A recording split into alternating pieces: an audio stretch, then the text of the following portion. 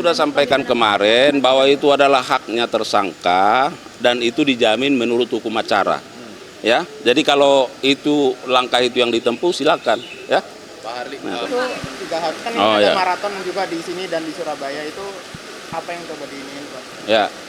Jadi baik rekan-rekan media, pada hari ini hari Selasa ya, tanggal 5 November 2024 ya. Sejak tadi pagi ketika tersangka oknum hakim yang di Surabaya dipindahkan penahanannya ke Jakarta. Ya. Jadi untuk HK ditahan di KPK, rutan KPK, untuk ED ditahan di rutan Cipinang, dan untuk M ditahan di Kejaksaan Agung. Nah, ketika hakim tersebut dipindahkan, oleh karena penyidik akan melakukan pemeriksaan secara maraton yang bersangkutan kepada tersangka lain. Dan hari ini ketiga tersangka juga dilakukan pemeriksaan sebagai saksi untuk tersangka-tersangka yang lain. Ya. Dan juga dalam rangka efektivitas penyidikan, maka ketiga tersangka tersebut dipindahkan penahanannya ke Jakarta. Itu yang pertama. Yang kedua, bahwa hari ini juga penyidik melakukan pemeriksaan terhadap tersangka ZR. Ya, dalam rangka pemeriksaan lanjutan dan pendalaman terkait dengan peran-peran dari yang bersangkutan ya dalam perkara ini. Dan yang ketiga, kami sampaikan bahwa hari ini juga penyidik melakukan pemeriksaan sebagai saksi di tempat yang berbeda, yaitu di Surabaya, untuk ayah dari RT ya atau Edward Tanur itu dilakukan pemeriksaan sebagai saksi di Kejaksaan Tinggi Jawa Timur.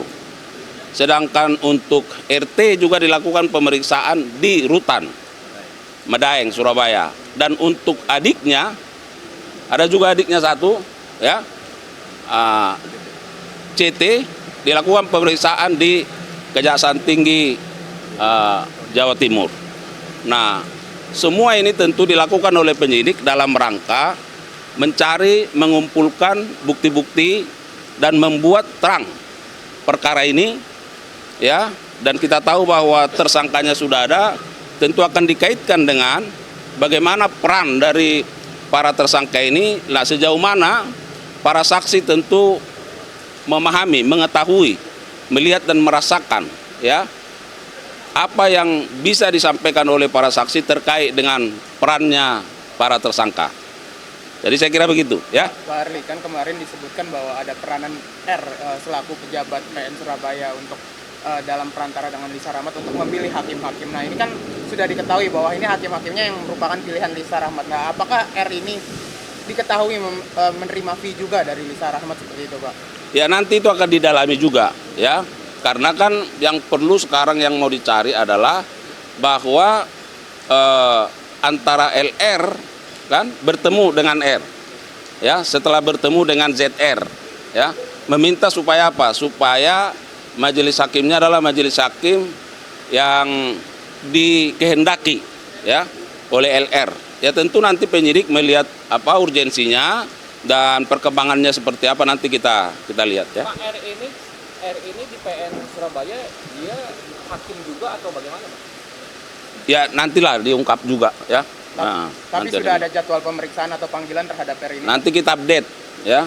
Nanti kita update. Ini Pak, Edward Tanur itu Pak sudah ngomong juga bahwa dia tahu itu Pak adanya istrinya ini melakukan penyuapan, tapi melakukan pembiaran. Nah, ini akan diproses juga atau tidak? Ya kan yang bersangkutan hari ini baru diperiksa di Kejati Surabaya. Tentu pertanyaan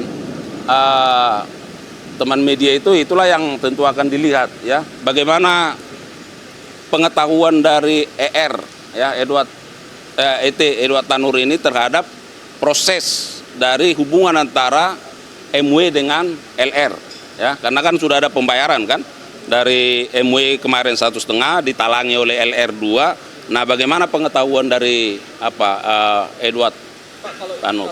penjelasan itu kan terkait dengan vonisnya yang di PN Surabaya, tapi dari hasil penyidikan sampai saat ini terhadap ZR, apakah uang yang 5 miliar untuk proses kasasi itu sudah diserahkan kepada hakim agung? Nah, itu sekarang yang sedang didalami. Nah, tapi bahwa dari LR kepada ZR itu sudah, Fix.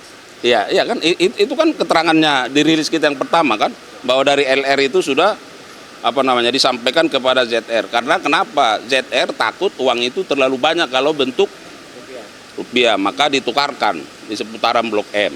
Nah, apakah uang itu sudah sampai? Nah, ini yang terus didalami oleh penyidik dan kita lihat perkembangannya, ya. Kan waktu itu kan ZR juga bilang sudah berkomunikasi dengan salah satu hakim di MA. Nah, apakah hakim yang MA yang pengakuan ZR ini sudah dipanggil atau diperiksa oleh Kejaksaan? Nah, makanya saya sampaikan sekarang penyidikan fokusnya kan itu ada 2 perkara kan. Iya.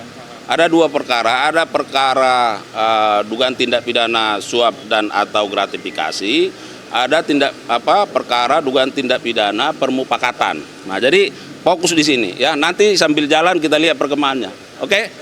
Ya. Emang nggak bisa, Pak? Hah? Masih, Pak. Apa lagi? Katanya mau ada pemeriksaan, apakah memang jadi dilakukan atau tidak, Pak? Tadi udah kita jawab, tidak ada pemeriksaan terhadap yang bersangkutan. Tanggapan Kejagung Pak, sendiri, Pak, dengan Kejati pra-peradilan, Pak? Sumatera Selatan kembali menetapkan PB sebagai tersangka. Confirm nggak, Pak? Yang mana? Kejati Sumatera Selatan itu menetapkan kembali PB sebagai tersangka Dirjen Kementerian Perkeretaapian. Oh, nanti kita cek ya, nanti cek. Ya, gimana tadi? Terkait Ya. pra-peradilan yang diajukan oleh kuasa hukum. Saya sudah sampaikan kemarin bahwa itu adalah haknya tersangka dan itu dijamin menurut hukum acara. Ya, jadi kalau itu langkah itu yang ditempuh silakan, ya. Pak Harli, Nah, kuasa hukumnya mempertanyakan soal data yang dipakai sama Kejaksaan Agung, data surplus yang dinyatakan di tahun 2015 itu. Jadi data apa yang dipakai? Itu substansi, Mas. Ya, itu substansi. Jadi nanti kita perdebatkan substansinya, apakah ya kalau di Prapit terkait prosedurnya, nanti kalau di pengadilan terkait dengan materi perkaranya, ya. Kapan, Pak, pemeriksaannya dijadwalkan kembali, Pak? Nanti kita cek, ya. Pak, klaim lainnya mempertanyakan soal penyelidikannya dimulainya kapan. Kalau dari kuasa hukum bilangnya langsung penyidikan, nggak ada penyelidikan yang dilakukan. Nah, ya, makanya kita lihat nanti kan tadi katanya mau mengajukan Prapit kan. Nah, semua itu akan terbuka. Ya, saya kira begitu ya. Makasih ya. Makasih.